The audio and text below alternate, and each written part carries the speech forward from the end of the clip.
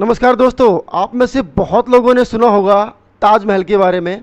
और ताजमहल के बारे में एक बहुत बड़ी कंट्रोवर्सी भी चली हुई है कि क्या ताजमहल सच में शाहजहां ने बनवाया था, क्या ताजमहल एक मंदिर है या ताजमहल एक मकबरा है, क्या है इसके पीछे का राज। और इसके नीचे जो बने हुए रूम्स हैं, 22 जो रूम्स हैं, उनके पीछे क्या छिपा हुआ है, क्या उसके अंदर मूर्तियां हैं, उसके अंदर क्या खजाना है। इन सब चीज़ों को जानने की कोशिश करेंगे इस वीडियो के अंदर। और हो सकता है आप में से बहुत लोग इस वीडियो को देखने के बाद मेरी बुराई करें, कुछ लोग मेरी बातों से इत्तेफाक रखेंगे, कुछ लोग मेरी बातों से एग्री नहीं भी करेंगे। लेकिन कुछ बातें आपको लगेंगी सही, कुछ बातें आपको लगेंगी गलत। लेकिन हम फैक्ट की बात करेंगे और ये फैक्ट कई सारी रिसर्च के बाद मैंने निकाले हैं और यहाँ पर नोटेड हैं। ये सब चीज़ें आपके साथ डिस्कस करूँगा इस वीडियो के अंदर, तो बने रहे एंड तक इस वीडियो में। और चलिए जानने की कोशिश करते हैं कि क्या ताजमहल सच में मंदिर है या फिर ये खबर सिर्फ और सिर्फ आपके दिमाग के साथ खेलने के लिए चलाई जाती है।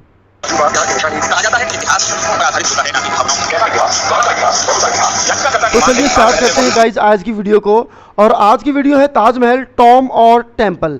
मेरे सामने पूरी रिसर्च लिखी पड़ी है, कई दिनों की मेहनत के बाद ये चीज़ें मैंने आप लोगों के लिए निकाली हैं। तो अगर आपको ये जो भी फैक्ट आपके साथ मैं शेयर करूंगा पसंद आए तो प्लीज़ अपने फ्रेंड्स के साथ शेयर ज़रूर करें।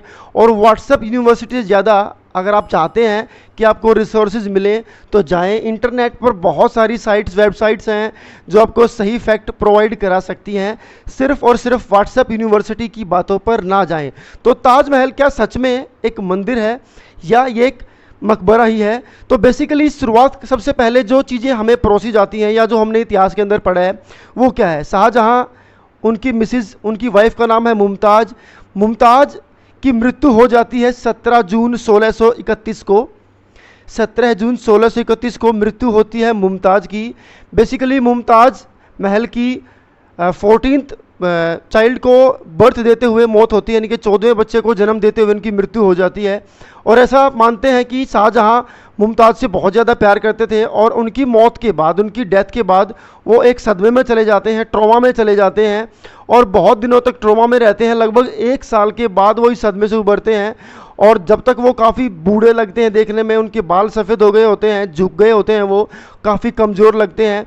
और अगर इस्लामिक साइकोलॉजी को समझें, इस्लामिक जो मेथोडोलॉजी है उसको देखें या इस्लामिक मिथ्स को देखें तो ये माना जाता है गाइज कि हमारी जो आत्मा होती है, हमारी जो सोल होती है, वो काफ़ी दिनों तक टॉम में रहती है जब तक कि फाइनल डेस्टिनेशन नहीं होता कि ये स्वर्ग में जाएगा या नर्क में जाएगा। तो बेसिकली ये माना जाता है कि हमारी जो आत्मा होती है उसका जो फाइनल डेस्टिनेशन होता है, जो फाइनल रेस्टिंग प्लेस होता है, वो टॉम होती है। तो शाहजहां डिसाइड करता है कि मैं अपनी वाइफ के लिए एक बहुत अच्छी टॉम बनवाऊंगा जिसके अंदर उसकी आत्मा काफ़ी टाइम तक स्टे कर सके, उसको रिलैक्स फील हो, वो सच में उसका फाइनल रेस्टिंग प्लेस हो। तो ये डिसाइड किया जाता है कि एक टॉम बनाई जाएगी। अब यहाँ पर भी कंट्रोवर्सी क्रिएट होती है, लेकिन अभी हम सिर्फ हिस्ट्री को समझने की कोशिश करते हैं। उसके बाद इस्लामिक थ्योरी मैंने आपको बताया कि फाइनल रेस्टिंग प्लेस टॉम को माना जाता है। तो बेसिकली ताजमहल जो बनाने की शुरुआत थी वो इसी थॉट के साथ हुई थी कि इस्लामिक जो माइथोलॉजी है वो ये मानती है कि फाइनल रेस्टिंग प्लेस किसी भी सोल का एक टॉम होती है। तो बहुत ज़्यादा प्यार किया यहाँ पर शाहजहां ने अपनी वाइफ के साथ, इसीलिए उसने डिसाइड किया कि एक टॉम बनवाई जाए और आगे चल करके उसी टॉम का नाम ताजमहल पड़ा। तो चीफ आर्किटेक्ट जो थे उनका नाम था उस्ताद अहमद लाहौरी। और जो स्टोन या रॉ मटेरियल जो लगाया गया ताजमहल को बनाने में वो राजस्थान से, चाइना से, अरेबिया से, दुनिया के अलग अलग किनारों से, अलग अलग कोने से मंगाया गया, तब जाकर के ताजमहल बनाया गया।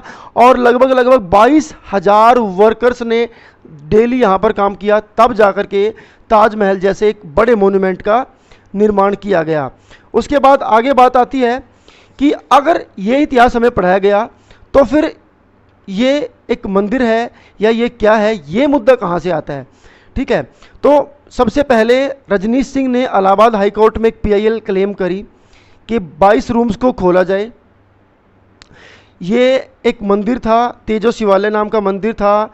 ये ताजमहल नहीं है, ये तेजो महालय है, ये मंदिर है, शिव जी का मंदिर है। तो ये बात उस के अंदर क्लेम करी गई। और अगर 22 रूम्स को आप खुलवा करके देखेंगे तो उसके अंदर भगवान शिव की बहुत सारी मूर्तियां या हिंदू धर्म से जुड़ी हुई बहुत सारी चीज़ें आपको देखने को मिलेंगी। लेकिन कोर्ट ने इस बात को डिनाइड कर दिया, क्योंकि एएसआई जो हमारे देश का आर्कियोलॉजिकल डिपार्टमेंट है, उन्होंने कहा कि ऐसा कोई भी हमारे पास प्रूफ नहीं है कि उन 22 रूम्स के अंदर क्या चीज़ें अवेलेबल हैं। और ये भी उन्होंने बताया कि ऐसा नहीं है कि ये 22 रूम हमेशा बंद ही रहते हैं। जी हाँ दोस्तों, आप में से बहुत लोगों ने सुना होगा कि पता नहीं क्या खजाना है, उसके अंदर क्या हो सकता है, मूर्ति है, क्या है।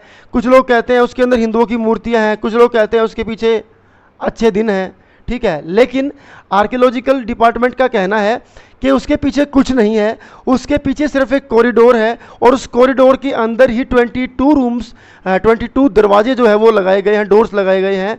और उनको खोला इसलिए नहीं जाता है क्योंकि ताजमहल एक काफ़ी प्रीसियस बिल्डिंग है हमारे देश की, काफ़ी इंपॉर्टेंट मोन्यूमेंट है, लाखों लोग डेली उसको विजिट करते हैं।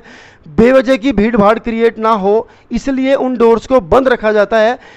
हालांकि आर्कियोलॉजिकल डिपार्टमेंट ने बताया कि उस कॉरिडोर की साफ सफाई के लिए हफ्ते 10 दिन में उन दरवाज़ों को खोला भी जाता है और उसके पीछे ऐसा कोई फैक्ट या ऐसा कोई हिडन ट्रुथ नहीं है जिसके लिए कोर्ट के अंदर क्लेम किया गया। तो कोर्ट ने रजनीश सिंह की इस पीआईएल को खारिज कर दिया कि आपकी बात में कोई दम नहीं है। तो ऐसी चीज़ें बार बार लेकर के आके लोगों के दिमाग में आप भ्रम पैदा ना करें। अगर बात की जाए रूम्स की गाइज, तो आपको पता होगा इस्लामिक जो शैली है, जो चीज़ों को बनाने का जो तरीका है, उसमें कॉरिडोर और उनके बाहर लगाए गए रूम्स एक कॉमन चीज़ हैं। अगर आप हुमायूं का टॉम्ब देखेंगे तो वहाँ पर भी आपको ऐसा स्ट्रक्चर मिल जाएगा। तो ऐसा नहीं है कि ताजमहल के अंदर ही 22 कमरे बने हैं। इस्लाम के अंदर बहुत सारी इमारतें ऐसी हैं जिनके नीचे कॉरिडोर हैं और उनके चारों तरफ जो है वो रूम्स बनाए गए हैं। ऐसे रूम्स आपको कुछ ऐसे रूम्स आपको लाल किले में भी देखने को मिलते हैं। ये this is the part of Islamic architect. अब 2015 के अंदर ये बातें यहीं ख़त्म नहीं होती हैं, ये चीज़ें चलती रहती हैं। और 2010 के बाद तो जब से व्हाट्सएप आया है गाइज, तब उसके बाद तो जो व्हाट्सएप यूनिवर्सिटी है वो आपको बहुत सारी चीज़ें परोसती रहती है। आप दिन भर में पता नहीं हज़ारों चीज़ें ऐसी देखते हैं। न्यूज़ में भी ऐसे दिखाया जाता है जैसे पता नहीं शायद न्यूज़ चैनल्स वालों का ही कोई लाभ है ऐसी खबरें दिखाने में। खबरें नहीं दिखाते हैं, ये सब चीज़ें वो दिखाते हैं जैसे उनका कोई बेनिफिट है। 2015 के अंदर आगरा कोर्ट के अंदर 6 लॉयर्स की एक बेंच ने एक बार फिर से पीआईएल दाखिल करी। इसी बात को फिर से उठाया गया कि ताजमहल बेसिकली तेजो महल है, मंदिर है, ठीक है। Mahesh Sharma minister, cabinet minister ने संसद के अंदर ये बात कही, पार्लियामेंट के अंदर ये बात कही कि हमारे पास कोई एविडेंस नहीं है और ऐसी चीज़ें देश भर में ना फैलाई जाएं।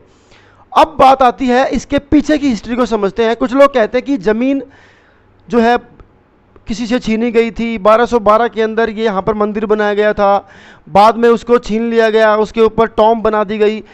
कहानी क्या है वो भी समझने की कोशिश करते हैं। The land was given to Shahjahan by Jaisingh. Jaisingh ने शाहजहाँ को ये ज़मीन दी, इस बात के पूरे सबूत है। लेकिन इसके पीछे क्या इतिहास क्या, देखिए। अकबर की वाइफ का नाम था हरकाबाई, आपने जोधाबाई सुना होगा।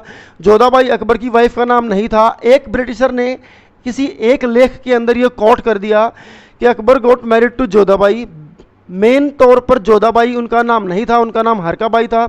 उनके भतीजे मान सिंह और उनके पोते जय सिंह, ये इनकी पूरी फैमिली है। और सबको पता है मुग़लों के साथ काफ़ी अच्छे रिलेशन थे।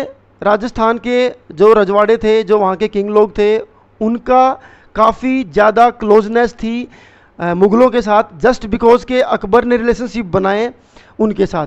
तो उन्होंने क्या किया, अब जब उनकी फैमिली के साथ क्लोज रिलेशनशिप बनी गए थे तो बाद में जब शाहजहाँ ने ये डिसाइड किया कि मैं एक टॉम्ब बनाऊंगा, तो जयसिंह ने उनको ज़मीन ऑफर करी। बेसिकली जहाँ पर ताजमहल अभी बना हुआ है वहाँ जयसिंह की हवेली होती थी, उनका घर होता था। लेकिन जयसिंह चूँकि उनके रिलेशनशिप काफ़ी क्लोज थे तो उन्होंने ज़मीन ऑफर करी एज ए गिफ्ट शाहजहाँ को कि आप इसको रख लीजिए और अपनी वाइफ के लिए टॉम्ब यहाँ पर आप बना सकते हैं। लेकिन शाहजहाँ ने मुफ्त में वो ज़मीन नहीं ली, बदले में जयसिंह को 4 हवेलियाँ उन्होंने दी। और इस कॉन्ट्रैक्ट के आपको पेपर देखने को मिल जाएंगे जयपुर सिटी पैलेस के म्यूज़ियम के अंदर। और ये बात है 28 दिसंबर 1633, 28 दिसंबर 1633 को ये कॉन्ट्रैक्ट साइन हुआ जिसमें ज़मीन का लेन देन हुआ और बाद में वहाँ पर ताजमहल बनाया गया। लेकिन दोस्तों, आपने कभी सोचा है कि ये सभी तो इतिहास का हिस्सा है, ये लिखित में भी है कि इस दिन ये काम हुआ, फिर ये मिथ कहाँ से आया, ये बातें कहाँ से बार बार निकल करके आती हैं, इस बात की जड़ क्या है, किसने ये मुद्दा शुरू किया कि ताजमहल तेजो महल मंदिर है, ये एक शिवालय है, शिव का मंदिर है। इस बात की शुरुआत करी गई थी पीएनओ के द्वारा। अब पीएनओ कौन है? पुरुषोत्तम नागेश ओक। ये अपने आप को हिस्टोरियन कहते हैं, लेकिन इन्होंने हिस्ट्री लिखी नहीं है, इन्होंने कोई नई हिस्ट्री नहीं लिखी है, ये सिर्फ हिस्ट्री को रिक्रिएट करते हैं। मीन्स के जहाँ से हिस्ट्री को पढ़ते हैं उसको अपने हिसाब से अज्यूम कर लेते हैं कि ये हिस्ट्री सही है और ये हिस्ट्री गलत है। इनका अपना अलग ही मेथड है हिस्ट्री को देखने का। फॉर एग्जांपल, एक बार इन्होंने कहा कि जो वेटिकन सिटी है, वेटिकन बेसिकली कुछ नहीं है, वेटिकन जैसा कोई वर्ड नहीं होता है, ये हमारे वाटिका वर्ड से मिलता है, तो ये वाटिका है। एक बार उन्होंने कहा कि क्रिश्चियनिटी भी कुछ नहीं होता है, बेसिकली ये क्रिश्चियन नीति है। और जीसस क्राइस्ट इंडिया में आए थे, उन्होंने भगवान श्री कृष्ण से काफ़ी प्रभावित हुए और भगवान श्री कृष्ण से प्रभावित होकर के उन्होंने इसकी शुरुआत करी, तो बेसिकली ये कृष्ण नीति है। तो ये चीज़ें क्लेम करते रहते हैं। तो इन्होंने ही एक बात ये भी क्लेम करी थी कि मुगलों के टाइम पर अपने देश के अंदर कोई भी मॉन्यूमेंट बनाया ही नहीं गया। तो इतिहास को देखने का अपना इनका एक अलग ही नज़रिया है और इन्होंने अपने नज़रिए के ही बेसिस पर कोर्ट में ये पीआईएल सबसे पहले दी थी कि ताजमहल की खुदाई कराई जाए, उसके कमरे खोले जाएं, उसको तोड़ करके देखा जाए। ये तेजो महल है, इसको 1212 के अंदर बनाया गया था, इसको बाद में मुगलों ने ऑक्यूपाई कर लिया था। ये सारा चक्र इन्होंने सुप्रीम कोर्ट के सामने रखा। सुप्रीम कोर्ट ने इनको फटकार लगाई कि आप अपनी थियरी के बेसिस पर ये नहीं कह सकते। बेसिकली गाइज क्या होता है, हिस्टोरियंस कौन होते हैं? हिस्टोरियन जब कोई फैक्ट बनाता है तो उससे पहले वो बहुत सारे मोन्यूमेंट्स को सर्वे करता है, बहुत सारी लिखी हुई बुक्स को पढ़ता है, कहीं पर स्क्रिप्चर्स उनको मिल जाए, कहीं पर हिस्टोरिक कोई प्लेसेस, कोई इवेंट्स उनको मिलते हैं, उन सबको देख करके कोई जजमेंट करता है। लेकिन इनका ऐसा नहीं है, इनका अपना ही मेथड है, सोचने समझने का अपना ही नज़रिया है। उसके बेसिस पर ही इन्होंने ये डिसाइड कर लिया कि ताजमहल बेसिकली तेजो महल है, ताजमहल तेजो महल है। जैसे वेटिकन से वाटिका बनाया, ऐसे ही ताजमहल से तेजो महल बनाया। गाइज ऐसा नहीं है कि मैं इस बात को लेकर के डैम श्योर हूँ, लेकिन मैं आपके सामने जो फैक्ट रख रहा हूँ ये आर्कियोलॉजिकल डिपार्टमेंट के ही फैक्ट रख रहा हूँ। मेरा अपना इसमें कोई बेसिस नहीं है और ना ही मैं कोई हिस्टोरियन हूँ, ना ही मैं कोई आर्किटेक्ट से बिलोंग करता हूँ और ना ही मैं उस लेवल तक जा चुका हूँ कि मैंने चीज़ों को खोद कर देख रखा है। मैं सिर्फ आपके सामने वो चीज़ें दिखा रहा हूँ जो रिटर्न में हमारे पास अवेलेबल हैं और जो चीज़ें हमें पढ़ाई भी गई हैं और जो चीज़ें आप देख सकते हो अपनी बुद्धि का प्रयोग करके। तो बेसिकली एक मिथ और यहाँ पर क्रिएट होता है कि शाहजहाँ ने ताजमहल को बनाने वाले 20,000 कारीगरों के हाथ कटा दिए थे। अब हाथ कटवाने से आप समझते हो 20,000 लोगों के हाथ एक साथ काटना तो किसी भी एंगल से पॉसिबल नहीं है, ये प्रैक्टिकली इम्पॉसिबल चीज़ें हैं। आज की डेट में जब मशीन है तब तो मैं मान भी लूँ, और उस ज़माने में तो पॉसिबल नहीं था। और ऐसा भी नहीं हो सकता गाइज कि 20,000 लोगों को ये बात बताई जाए कि आपका नंबर उस दिन आएगा, आपका नंबर थर्सडे को आएगा, आपका वेंसडे को आएगा, आपका मंडे को आएगा, आपको आना है और अपने हाथ कटवा करके वापस जाना है। ऐसा भी नहीं हो सकता है, क्योंकि ऐसे में तो लोग भाग भी सकते हैं। तो 20,000 लोगों के तो हाथ आप काट ही नहीं पाएंगे। और गाइस इसका सबसे बड़ा उदाहरण कि हाथ काटे ही नहीं, अगर काटे गए होते तो किसी बुक में कहीं पर भी किसी ओरिजिनल हिस्टोरिकल पेपर के अंदर, किसी रिसर्च आर्टिकल के अंदर ये कम से कम पब्लिश तो हुआ होता, किसी रेफरेंस में ये दिया तो होता गाइज। और सबसे बड़ी बात, शाहजहां ने जब ताजमहल बनवाया उसके बाद एक और चीज़ बनाई उन्हीं कारीगरों ने, जिसका नाम था शाहजहानाबाद, जिसको आप ओल्ड दिल्ली के नाम से जानते हैं, जिसके अंदर लाल किला और पता नहीं कितने मोन्यूमेंट्स हैं। गाइज ये सभी मोन्यूमेंट्स, इतना अच्छा शहर तभी तो बसा होगा जब शाहजहां ने अपने कारीगरों को रिस्पेक्ट दी होगी। ऐसा तो नहीं है उन्होंने किसी और से बनवा लिया होगा। ठीक है, तो गाइज ये बहुत सारे मिथ हैं जो आपके दिमाग में ठूस दिए जाते हैं, भर दिए जाते हैं। और आर्कियोलॉजिकल डिपार्टमेंट के हिसाब से आज की डेट में दुनिया भर में सबसे प्रसिद्ध मोन्यूमेंट है हमारा ताजमहल। और हमें इस बात से कोई बुराई नहीं होनी चाहिए, हमारे अंदर इस बात से कोई मलाल नहीं होना चाहिए कि ताजमहल हमारे देश का हिस्सा है, हमारे ही देश का मोन्यूमेंट है। उसको देखने के लिए जो लोग आते हैं वो हमारे देश में आते हैं, बाहर जाकर के वो यही कहते होंगे कि इंडिया के अंदर एक ऐसा मोन्यूमेंट है, वो उसको पाकिस्तान या बांग्लादेश का तो नहीं बताते होंगे। तो गाइज आपको इस बात को कहते हुए शर्म नहीं आनी चाहिए कि Taj Mahal is the part of India. और चूंकि इंडिया का पार्ट है, इससे इंडिया की ही वाहवाही होती है, हमारे देश को इससे प्रसिद्धि मिलती है कि हमारे देश में ऐसे ऐसे मोन्यूमेंट्स हैं जिसको देखने के लिए विश्व भर से लोग आते हैं।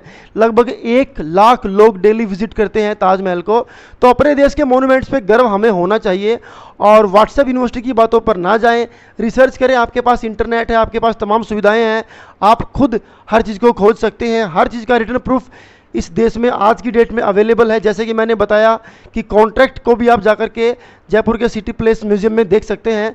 28 दिसंबर 1633 को ये कॉन्ट्रैक्ट हुआ कि जय सिंह ने ज़मीन दी शाहजहाँ को और उस ज़मीन पर बाद में ताजमहल बनाया गया। तो गाइज कैसी लगी आपको ये वीडियो? अगर पसंद आई हो, हमारे फैक्ट, हमारा ट्रूथ आपको पसंद आया हो, तो आप वीडियो को शेयर करें और हमारी बातों को सिर्फ ना मानें, इन सब बातों को रिसर्च करें, जानें, परखें, तभी विश्वास करें।